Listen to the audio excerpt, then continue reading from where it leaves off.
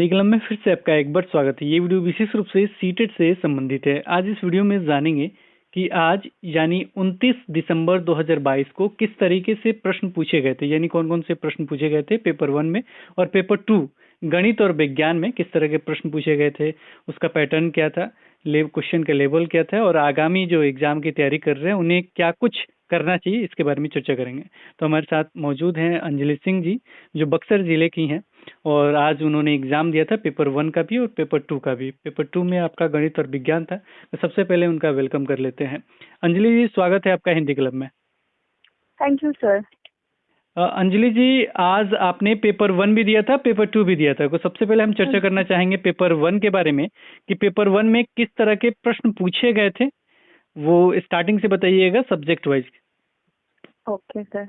सबसे पहले सीडीपी में था कि नैतिकता का सिद्धांत किसने दिया। मतलब क्वेश्चन ये था, नैतिकता का सिद्धांत किसने दिया। एग्जैक्ट ये क्वेश्चन मुझे याद है कि नैतिकता का सिद्धांत किसने दिया था। और फिर क्वेश्चन था यहाँ पे ऑप्शन क्या क्या थे। कोहलबर्ग था और भी जिन प्याजे वगैरह थे, तो कोहलबर्ग ही तो नैतिकता का सिद्धांत दिए हुए हैं। लेकिन नैतिक का एक सिद्धांत आपका, अगर प्याजे ऑप्शन में होंगे तो प्याजे का भी है एक तो प्याजे थे ही नहीं। प्याजे नहीं थे। हाँ, इसका मतलब कोहलबर्ग होगा। चलिए आगे। हाँ, उसके बाद यांत्रिक उद्देश्य उन्मुखी से आया था क्वेश्चन और एक गुड बॉय गुड गर्ल से आया था। ये कोहलबर्ग के ही है, गुड बॉय गुड गर्ल। हाँ। ये कोहलबर्ग, यानी 3 प्रश्न कोहलबर्ग से संबंधित थे। और ये आया था कि 3 से 6 वर्ष के बच्चों में किस प्रकार का कौशल विकसित होगा। तो कुछ था अमूर्त चिंतन होगा या प्रतीकात्मक रूप से वो सोचेंगे, या और भी 2-4 ऑप्शंस थे, तो जिसमें से प्रतीकात्मक रूप से बच्चे सोचेंगे। यानी जो प्रतीकात्मक खेल वगैरह होता है वो इस समय डेवलप हो जाता है। हाँ, सिंबॉलिक जो थॉट वगैरह होते हैं। हाँ जी सर। जिन प्याजे के किस चरण में बच्चा चीजों को क्रम से सजाने लगता है। तो यानी एक तरह से कहा जाए वर्गीकृत वगैरह कर सकता है। हाँ, यस सर। ये आया था। और 4 बेसिक लैंग्वेज स्किल आया था, सुबोपली यानी पढ़ना लिखना, जो कौशल है 4, उसके बारे में पूछा गया था। पढ़ना लिखना और 2 और होते हैं, पढ़ना लिखना सुनना बोलना। हाँ, कौन कौन से ये स्किल्स हैं वो अरेंज करने, किसी भी वे में अरेंज किया हुआ था। ऑर्डर उसका ये नहीं डिफाइन करना था कि कौन पहले और कौन बाद में। तो ये ऑर्डर के लिए सुबोपली होता है, लेकिन ऐसा कर दिया गया कि ये प्रश्न अगर पूछा जाता है कि सुबोपली क्या एक क्रम में सीखे जाते हैं, तो ये ऑप्शन गलत हो जाएगा। वो सारे एक ही साथ सीखे जाते हैं। जी सर। और एक क्वेश्चन वाइगोत्स्की के सिद्धांत से था, सामाजिक करण से। सामाजिककरण से यानी वो पाड़वे या ढांचा वगैरह से नहीं था, सामाजिक कोई शब्द ही इस्तेमाल किया गया था।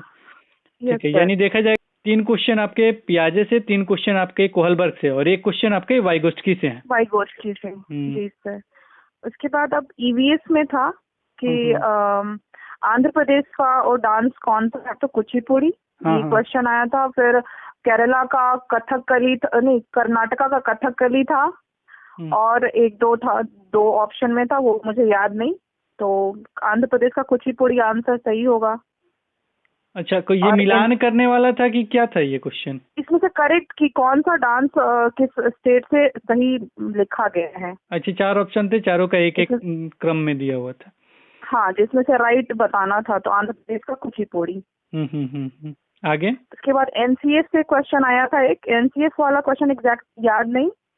तो ये एक एनसीएस से क्वेश्चन था। एक मॉन्ट्रियल प्रोटोकॉल से आया था क्वेश्चन की। क्वेश्चन ये था कि ओजोन लेयर को बचाने के लिए कौन सा प्रोटोकॉल साइन किया गया था। तो ये मेरे ख्याल से प्रीवियस ईयर में पूछा भी गया था ये पहले ये क्वेश्चन। हाँ, पहले क्वेश्चन ये पूछा गया प्रोटोकॉल से संबंधित। हमने क्वेश्चन में ये जब ईवीएस 17 नंबर जो वीडियो है उसमें हमने पढ़ाया भी है ईवीएस वाले में।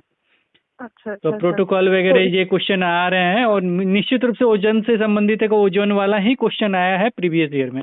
अब किस डेट को एग्जैक्ट ये पूछा गया ये डेट याद नहीं है, लेकिन जो प्रीवियस ईयर बनाए होंगे निश्चित रूप से सही करके आए होंगे। आगे तो इसका था 4 ऑप्शंस था, क्योटो प्रोटोकॉल, मॉन्ट्रियल प्रोटोकॉल और पेरिस प्रोटोकॉल समझौता शायद था। और एक दारा करके था, या उसका हमको एग्जैक्ट वर्ड नहीं याद आ रहा। तो मॉन्ट्रियल प्रोटोकॉल होगा इसका। और एक चिराव नृत्य से आया था, इसमें उसका कंडीशन दिया हुआ था कि बांस वगैरह लेकर के कुछ लोग कर रहे हैं, उस पे कुछ लोग नृत्य कर रहे हैं, ये किस स्टेट से बिलोंग करता है। ये मिजोरम ऑप्शन था। फिर एक खेजड़ी वृक्ष पे आया था, उसके बहुत सारे कंडीशंस दिए हुए। खेजड़ी वृक्ष में था कि वह रेगिस्तान क्षेत्र में पाया जाता है। फिर इसमें क्या सर? हाँ ठीक, रेगिस्तान में पाया जाता है। और इसको अधिक जल की आवश्यकता नहीं होती है। इस वृक्ष के छाल दवाइयाँ बनाने में उपयोग किए जाते हैं। और एक ऑप्शन था कि इनके छाल को कीट नुकसान नहीं पहुंचाते हैं। और एक था कि ये छांव देने के काम नहीं आते हैं। ये ऑप्शन था। तो ये तो खिचड़ी वाला बहुत लाभकारी होता है। ये मतलब जो नहीं इसमें होगा ना तो वो गलत होगा, बाकी सारे काम में इस्तेमाल होता है। लगभग छांव में बच्चे खेल रहे थे और भी बहुत सारे ऐसे कुछ ऑप्शन था। मतलब जैसे लास्ट में था ABC, कौन कौन करेक्ट है इसके खिचड़ी के बारे में तो पढ़ना पड़ेगा। और रेगिस्तानी ओक भी पढ़ना पड़ेगा। ये दोनों कंपेयर होता है। और कौन कहाँ पाया जाता है ये भी पूछा जाता है। एक ऑस्ट्रेलिया में रेगिस्तानी ओक भी था। वो रेगिस्तानी ओक का भी दिया था कि उसके तने में पानी इकट्ठा होता है, जिसको लोग पाइप लगा करके पीते हैं। तो ये रॉन्ग हो गया था ऑप्शन। और उसका वो उतना लंबा उसका जड़ होता है, जब तक उसको पानी नहीं मिल जाए लगभग 30 लंबा उसका होता है। जी सर। जो भी हो, लेकिन दोनों पढ़ना जरूरी है। ये दोनों क्वेश्चन आए थे। नहीं, दोनों क्वेश्चन ये थे। खेजड़ी वाले वृक्ष में ही ऑप्शन बाई ऑप्शन दिया हुआ था, जिसमें से ये था कि इसके तने में पानी इकट्ठा हो जाता है। ये अच्छा, उसमें ये एक ऑप्शन घुसा दिया था इसका। रेगिस्तानी ओक का, कि लोग कंफ्यूज होके इसको भी टिक कर दें। कंफ्यूज हो जाए। इस तरह के प्रश्न पूछे गए भी हैं प्रीवियस ईयर में। और बिल्कुल। और था गंगा एक्शन प्लान में कि कौन कौन सा है। तो नमामि गंगे था, और एक हमको एग्जैक्ट नहीं याद आ रहा, और मुझे पता भी नहीं कि मेरा आंसर सही है या नहीं। यमुना करके कुछ था कि गंगा एक्शन प्लान में कौन कौन सा योजना बनाया गया है। करंट से भी एक क्वेश्चन उठाया गया ये। बिल्कुल ये क्वेश्चन था। ये तो नया क्वेश्चन है। अच्छा, ये क्वेश्चन घुमाने वाला पूछा गया। और फिर एक है कि बे ऑफ बंगाल से कौन कौन से स्टेट्स टच करते हैं। ये तो क्वेश्चन पूछा जा रहा।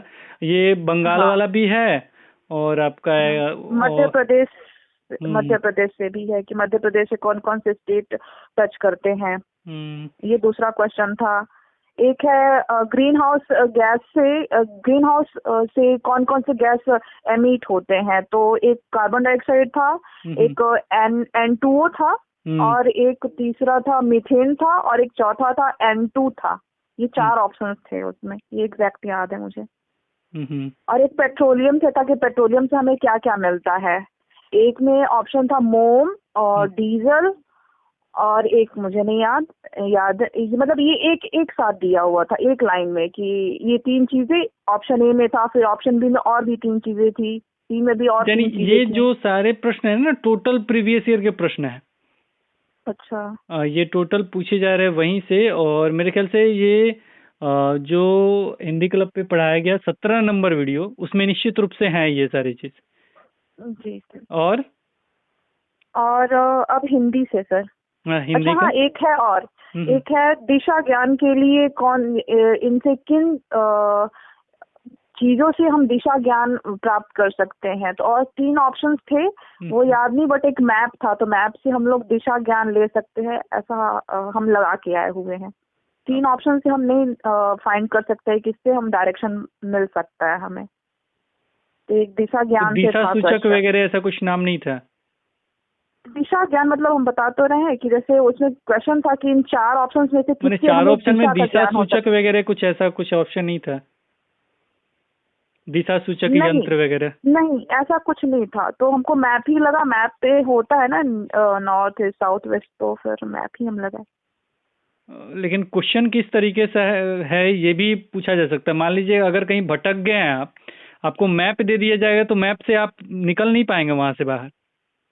जी सर, इसी वजह से और सारे जो 3 ऑप्शन थे ना, तो उससे तो लग नहीं रहा था मेरे को। तो इसे लास्टली ऑप्शन एक होता है एलिमिनेशन मेथड्स के थ्रू हम मैप तक पहुंचे। चलिए जो भी हो, अब ये तो क्वेश्चन भी उतना समझ में नहीं आ रहा है कि पूछा क्या गया था। और अच्छा 1 सेकेंड। हाँ, एक क्वेश्चन था कि एक लड़की डांस करती है तो उसके पास कौन सी बुद्धि है? तो शारीरिक गति, बुद्धि। डांस करती है तो हाँ, उसके पास। नर्तक है तो शरीर पे उसका कमांड होगा बहुबुद्धि के सिद्धांत के अनुसार। हाँ हम्म। हाँ। और उसमें था कि वो योग भी करती है। हाँ, तो वो जो भी दोनों, शरीर योग से और जो भी डांस दोनों। करती है ना, हाँ। अगर वो गाती ना, गले से गाती या गीत वगैरह से हाँ संबंधित होगा तो वो संगीतिक हाँ बुद्धि हो जाएगा, लेकिन अगर हाँ, उसको ये शरीर पे ऑप्शन था। कंट्रोल है वो शारीरिक हाँ गति नहीं होगा। वो ठीक है हाँ, तो बहुबुद्धि के संगीत सिद्धांत वाला के भी अनुसार। था ऑप्शन। हाँ हाँ।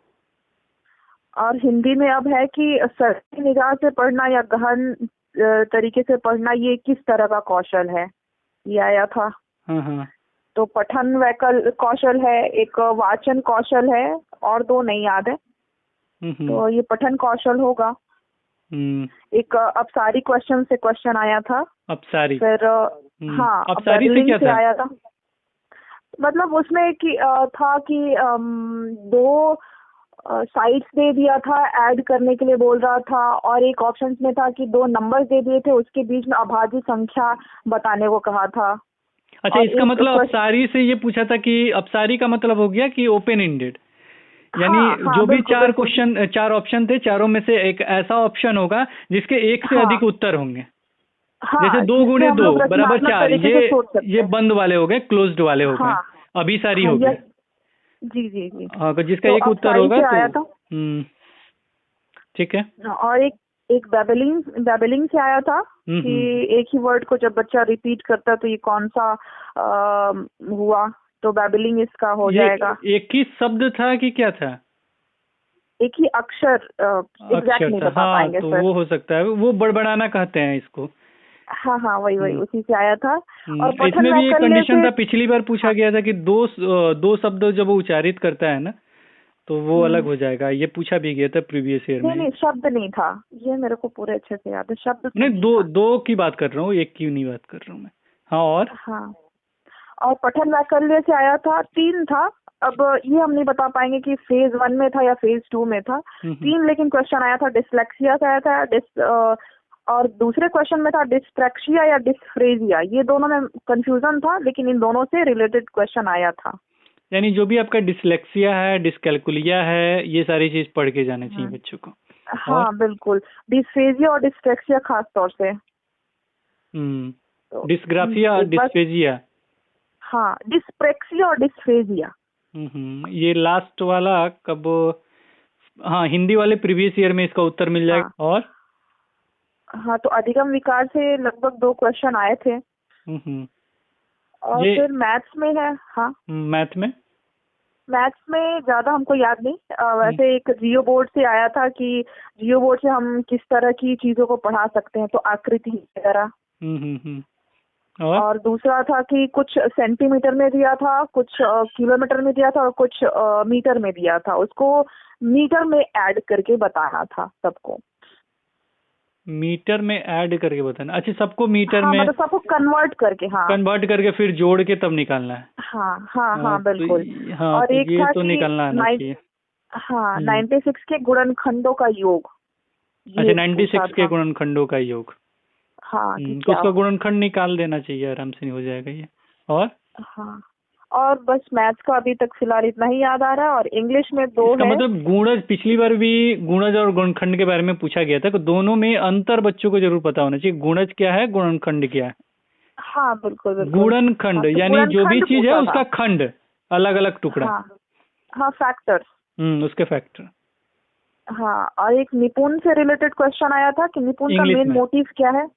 हाँ, इंग्लिश में? निपुण में। हाँ सर, इंग्लिश ही था। अच्छा, आपका पेपर 2 इंग्लिश है, इसका मतलब ये कहा जा सकता है कि पेपर 2 जिसका इंग्लिश है उन्हीं लोगों का एग्जाम हो रहा है, यानी संस्कृत का अभी तक नहीं हुआ।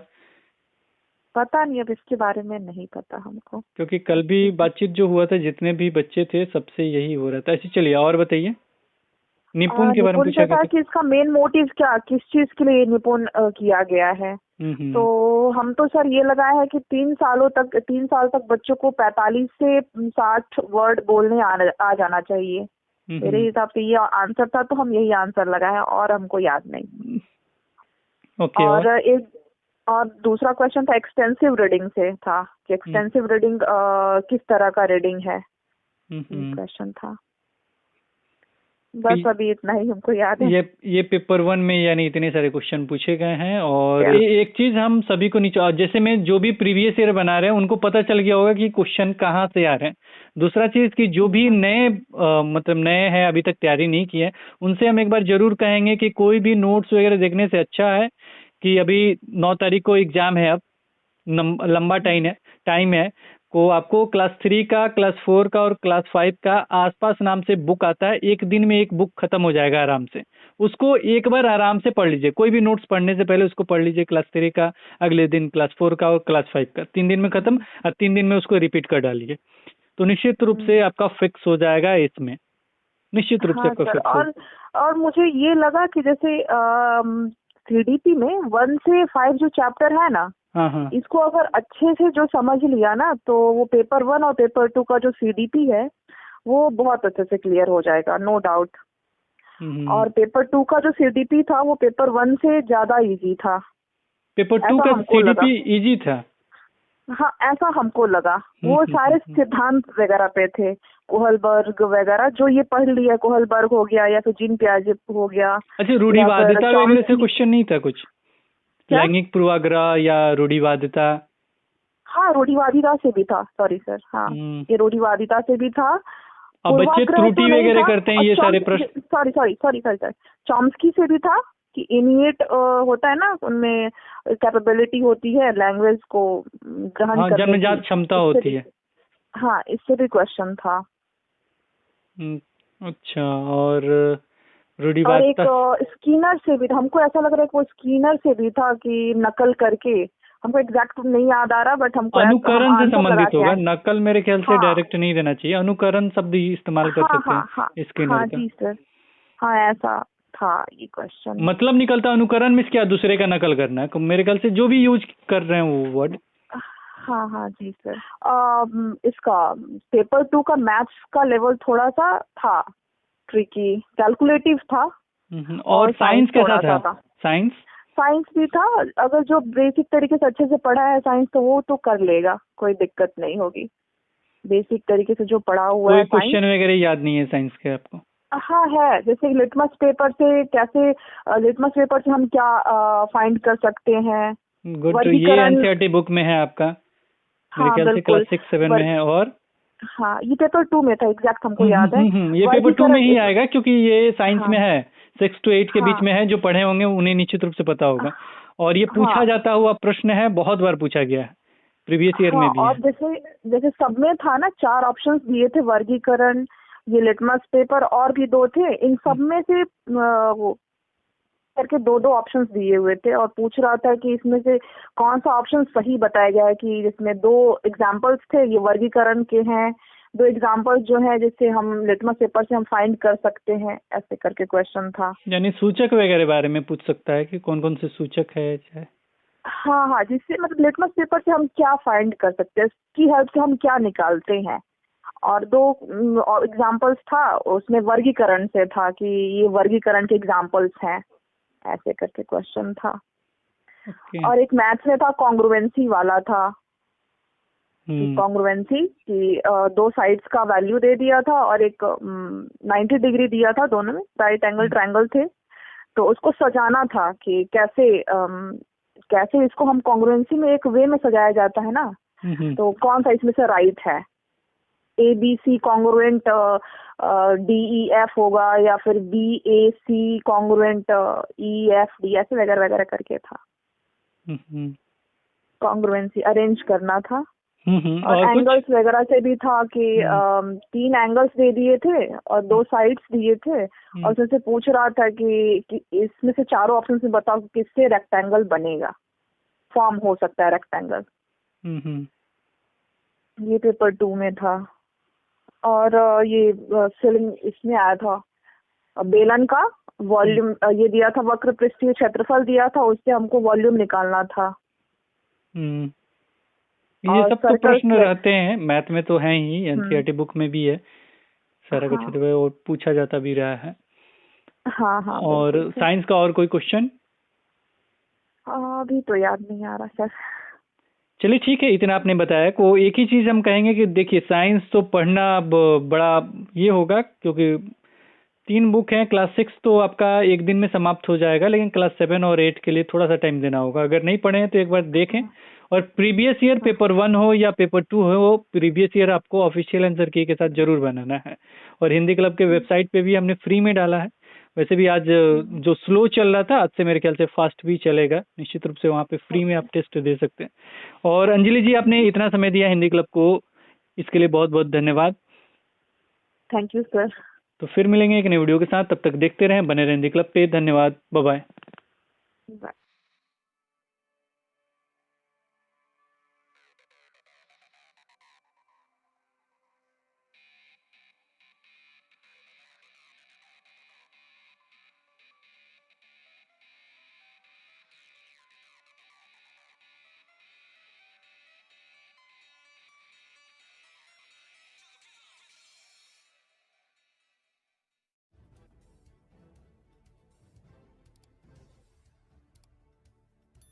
सब्सक्राइब कीजिए हिंदी क्लब को, दबाइए इस बेल आइकॉन को ताकि हमारा वीडियो आपको मिले सबसे पहले। शेयर करें अपने दोस्तों के साथ ताकि वो भी इसका लाभ उठा सके। ये सब बिल्कुल फ्री है।